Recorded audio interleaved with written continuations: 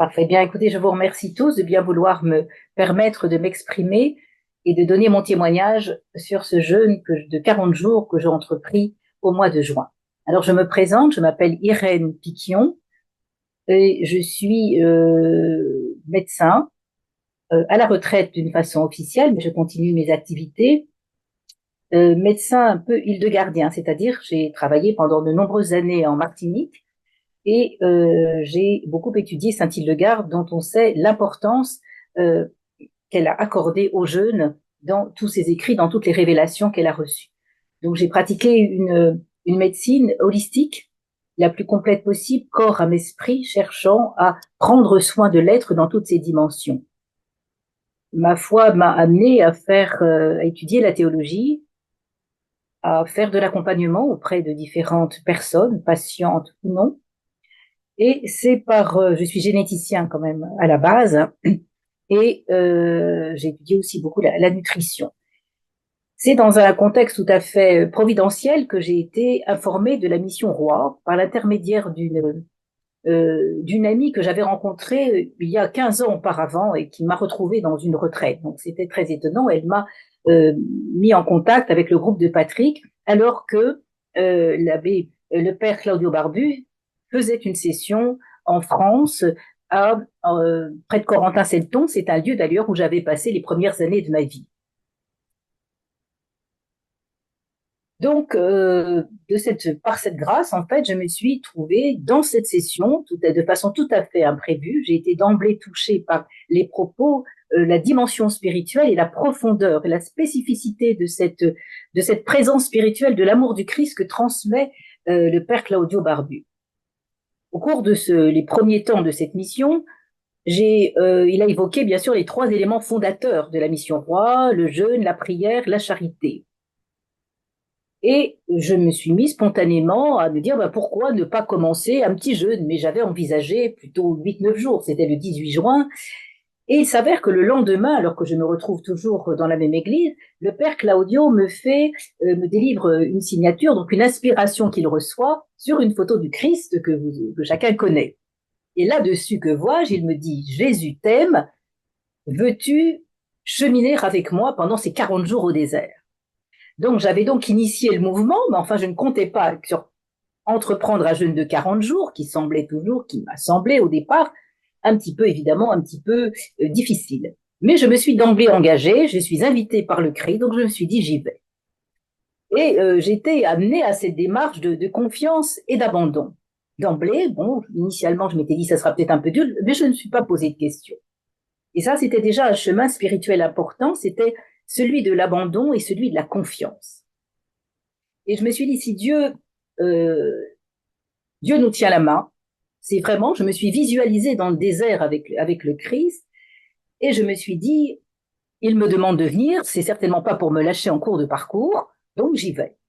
Et c'était un chemin personnel qui n'était pas neutre, c'était prendre la main du Christ, et c'était très important pour mon chemin spirituel, où très souvent, c'est vrai, j'ai voulu faire beaucoup pour le Christ, mais ils sont toujours faits en lui tenant la main. C'est une interpellation profonde, on peut faire de très belles choses sur la terre, on peut les faire pour soi, on peut les faire pour Dieu, mais on ne fait vraiment pour Dieu que lorsque l'on fait avec Dieu. Et là, c'était l'occasion de faire ce chemin, de retrouver une intimité particulière avec le Christ, donc dans cette retraite, parce que c'est une retraite et c'est non pas une démarche, disons, diététique. Hein, ça n'a rien à voir, et enfin, en tant que tel, et il faut vraiment rentrer dans cette démarche, abandonner ce que j'ai tiré comme leçon immédiatement, abandonner avec confiance la crainte que l'on peut avoir de tenir. Donc voilà, j'ai peut-être pu aussi un petit peu au départ me demander quand même, tiendrais-je 40 jours, 2 jours, 3 jours, 10 jours, mais c'est une énergie et un investissement déplacé. La vraie confiance, c'est que si Dieu s'occupe, si on ne l'abandonne pas, lui ne nous abandonne pas. Et je crois que c'est vraiment très très important. Donc il faut plutôt se centrer, et c'est une première expérience que j'ai vécue ainsi, sur tout ce qui est prière, tout ce qui est abandon, tout ce qui est relation avec le Christ. Le reste, il s'en occupe.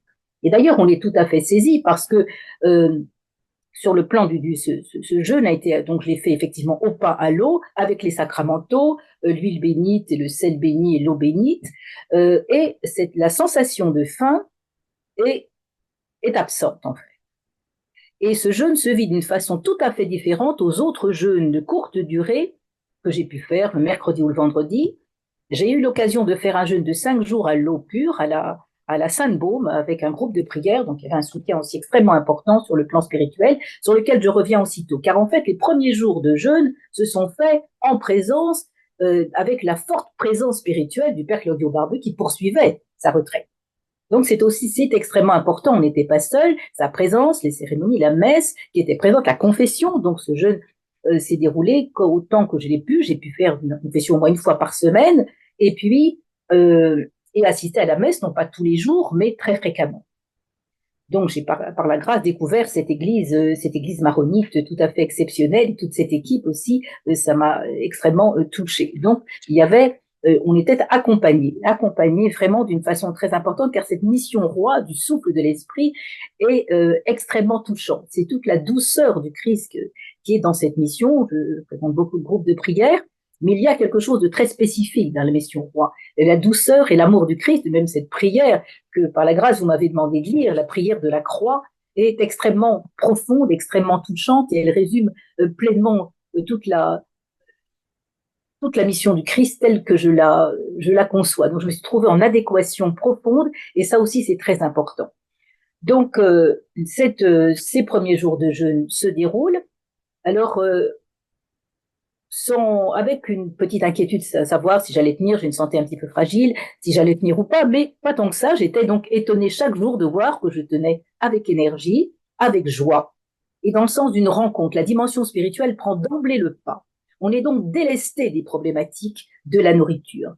Et ce que j'appelais, il m'est arrivé de faire des enseignements, ce que j'appelais le vacare deo, c'est-à-dire se vider pour Dieu. Le vacare deo, c'est à l'origine en fait du mot vacances. Mais c'est se vider pour Dieu. Donc il y a une libération, un temps libre, un espace, une dimension de l'être qui est ouverte à Dieu. On lui laisse toute la place. Et je crois, et c'est vraiment très très important, c'est un état de grâce, je dirais, tout à fait particulier, et qui est vraiment à la fois très doux, enrichissant est un faible mot, c'est vraiment une rencontre avec le divin, une présence. Alors, comment pouvait-elle se vivre? Alors, dans quel objectif aussi je l'ai fait au départ? Donc, j'ai répondu à l'invitation, mais euh, j'avais quand même un peu des intentions que j'ai offert, comme voilà, j'ai beaucoup initialement prié pour la paix dans le monde, pour la paix dans les familles, la paix dans le monde, évidemment, fortement plus qu'interpellée, puisque je travaille depuis de nombreuses années sur cette fin des temps de l'humanité que nous traversons d'une façon acutisée au jour d'aujourd'hui.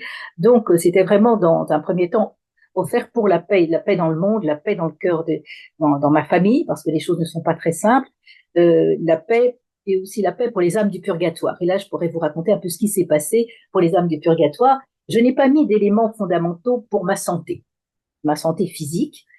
Et effectivement, et les éléments ne se sont pas. Bon, j'ai laissé faire. En tout cas, j'ai perdu beaucoup de poids, je peux vous dire. Ça, c'est une des conclusions qu'on verra.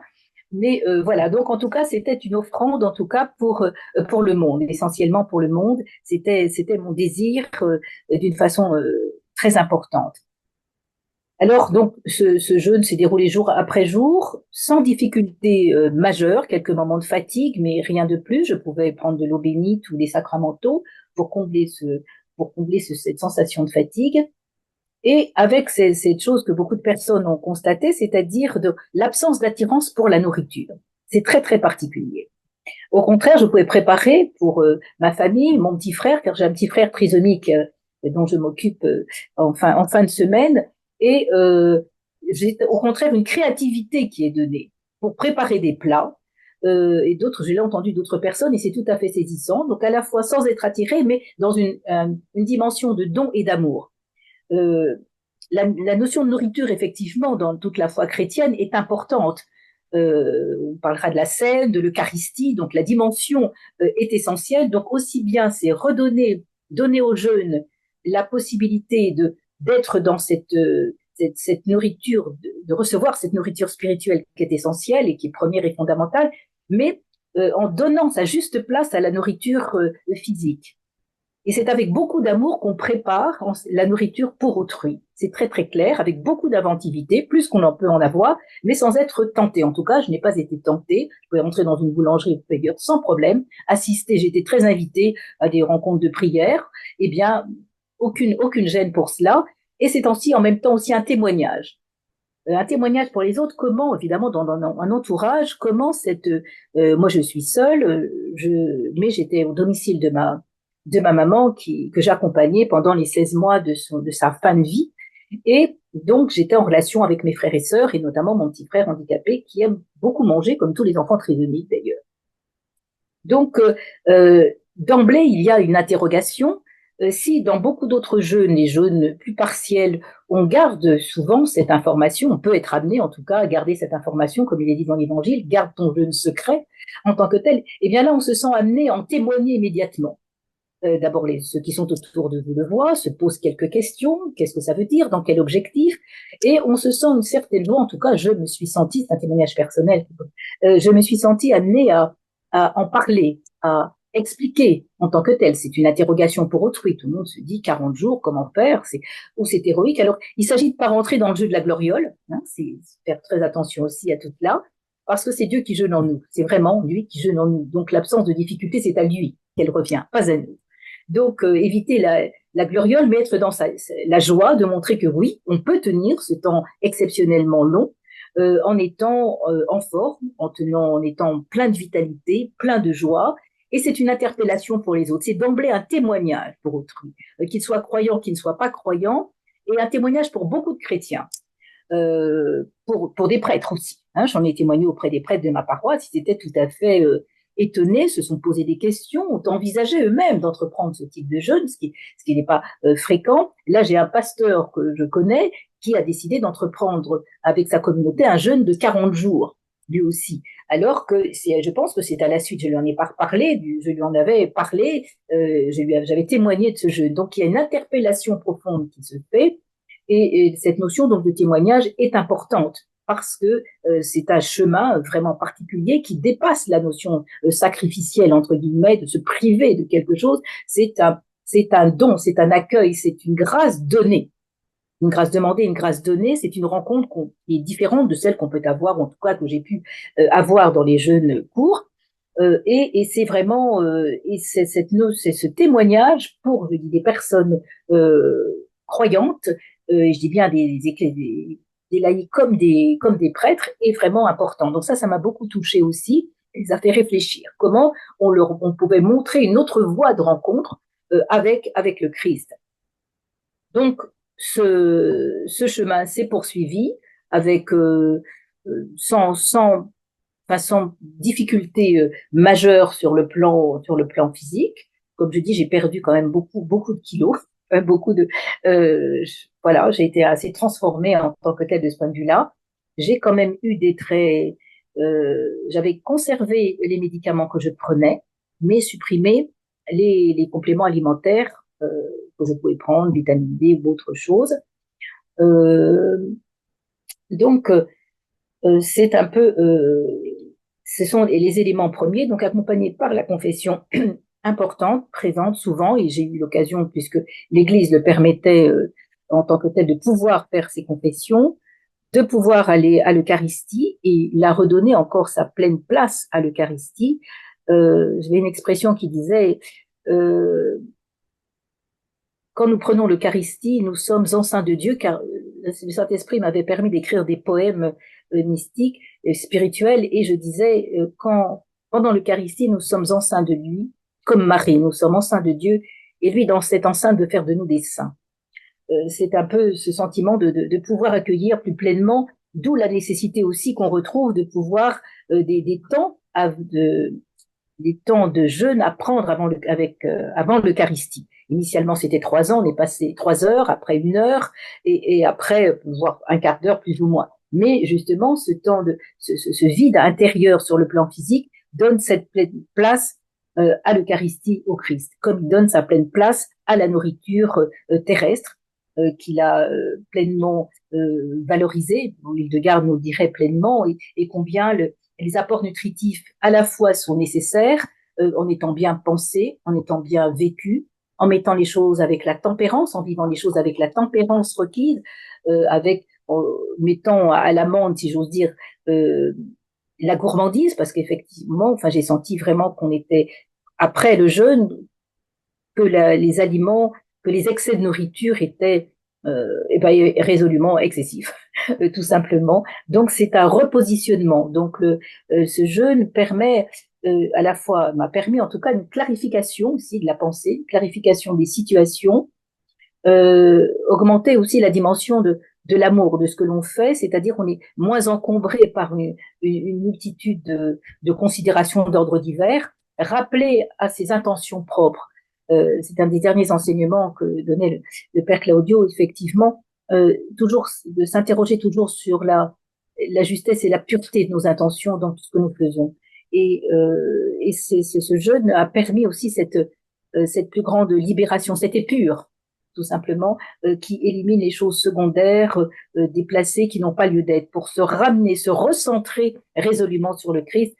C'est vraiment cette démarche qui m'a profondément touchée, en tout cas, et concernée. Voilà. Et puis, donc voilà, un petit peu. Alors, d'autres choses qui se sont passées par rapport aux trois. Oui, il y a quand même oui, deux éléments que je voudrais rajouter. La notion d'attaque.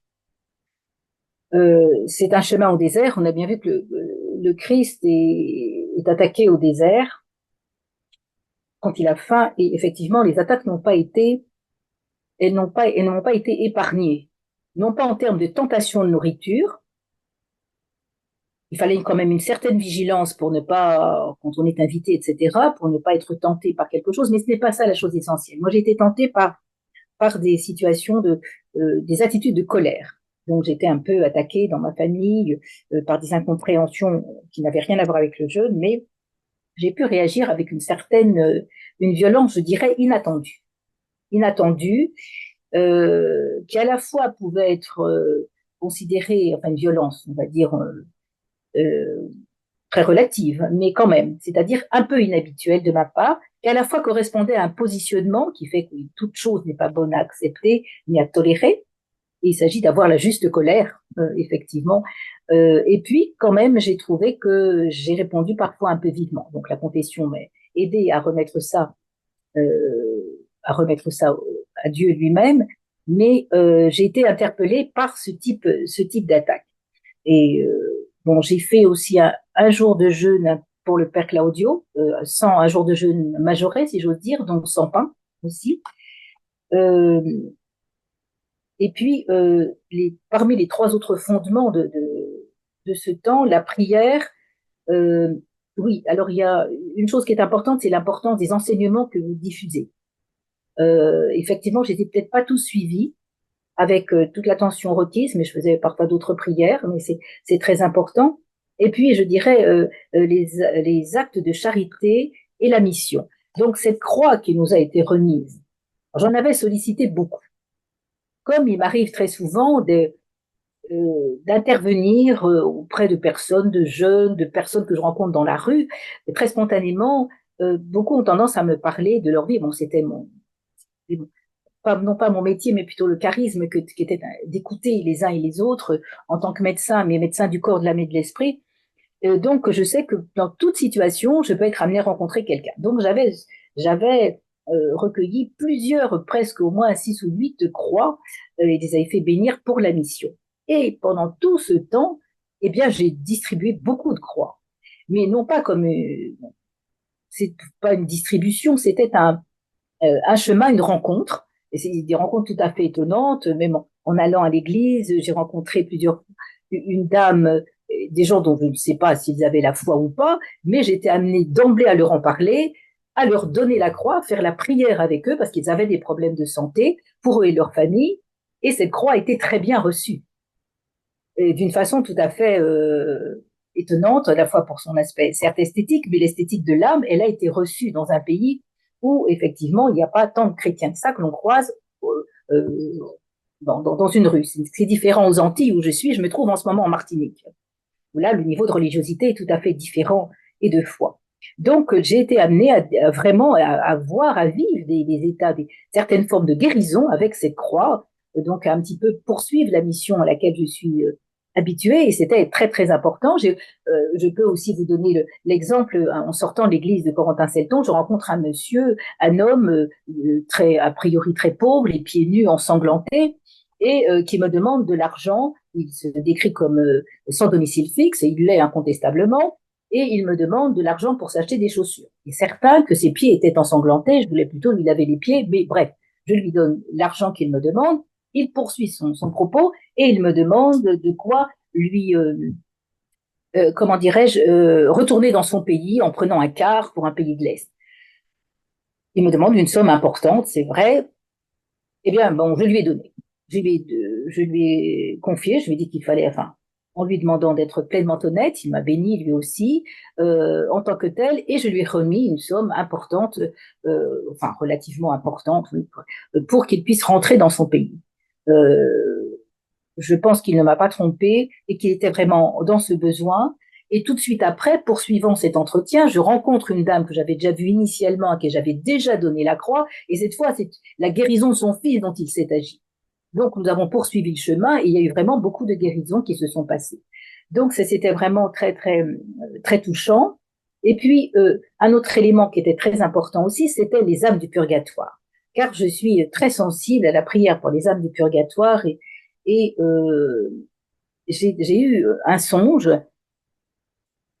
D'abord, je faisais cette prière des âmes du purgatoire depuis le 16 juillet jusqu'au 8 septembre, mais tous les jours, je prie pour toutes les âmes les plus éloignées, toutes celles que j'ai connues depuis mon enfance, professeur, éducateur, etc., ceux qui ont fait du bien, mais surtout ceux qui ont fait du mal.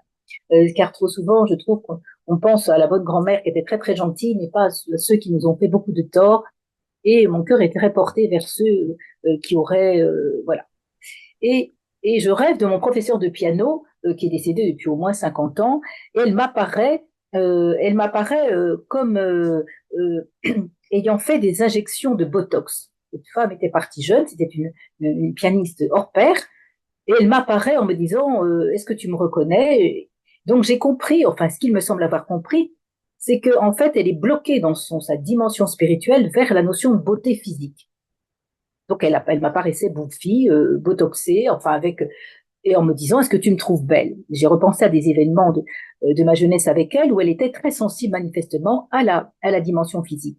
Et il m'a semblé que ce chemin, elle ne l'avait pas accompli et qu'elle me demandait de prier pour elle. Donc c'est ce que j'ai fait et je me suis promise de faire un 31 de messe pour elle parce que je crois que son âme est en attente d'une délivrance. Donc voilà un petit peu les éléments de ce parcours. C'est une première, je dirais, c'est ce jeûne de 40 jours que j'ai fait avec bonheur. Euh, Sans doute en tirerai-je d'autres des enseignements pour le prochain jeûne que je ferai. Je ne vais peut-être pas le refaire tout de suite en tant que tel. J'attends que le moment. Enfin, c'est vrai que je suis un peu enfin, le moment, en tout cas, parce que je suis pour voir quel serait le moment auquel je serais appelée, car je crois qu'il est essentiel d'être appelé, car d'autres personnes, j'ai rencontré une religieuse amie qui m'a dit qu'elle attendait ce genre de jeûne depuis longtemps, mais qu'elle ignorait que cela se faisait. Je crois qu'il faut y être effectivement appelé euh, d'une façon spécifique pour vraiment vivre avec le Christ ce temps de jeûne et que le groupe que vous formez est tout à fait éminent, très chaleureux et je remercie beaucoup la Mission Roi et le Père Claudio Barbu de son engagement, de ce dévouement absolu à la cause du Christ, si j'ose ainsi dire, pour dans ce temps si grave que nous vivons. Et donc à vous tous, merci, à vous tous qui avez participé, qui continuez de participer, à toutes les missions qui se poursuivent. Et je rends grâce à Dieu pour ce chemin et je lui demande euh, de poursuivre son œuvre au travers de ce jeune qui a donné un certain nombre euh, qui a révélé un certain nombre de choses, comme je dis, en matière d'amour, de clarté de pensée, de conscience, de décision, de charité. Mais plus encore, je sais qu'il attend, qu'il est prêt, qu'il voudrait communier encore, et je voudrais moi communier encore de façon plus intense à la suite de ce chemin. Donc, je poursuis le jeûne le mercredi et le vendredi. De la même façon, je crois que c'est important, euh, qui est un petit peu plus difficile peut-être à vivre quelque part, euh, mais je poursuis le chemin autant en lui demandant son aide, en essayant d'être dans l'obéissance, dans l'obéissance joyeuse, l'obéissance, la joie, la charité, et que j'offre vraiment en tout cas de toutes mes forces pour le salut de notre humanité si fortement en péril autant que nous vivons. Donc voilà, ce sont à peu près les éléments que je voulais transmettre. Donc vraiment accorder une dimension pleinement spirituelle, ne pas en faire un régime diététique, surtout pas. C'est pas l'objectif. C'est un temps de rencontre, c'est une retraite dans l'intimité de Dieu. Voilà quels sont les éléments que je peux vous transmettre dans l'immédiat et pour lesquels je vous remercie de m'avoir écouté.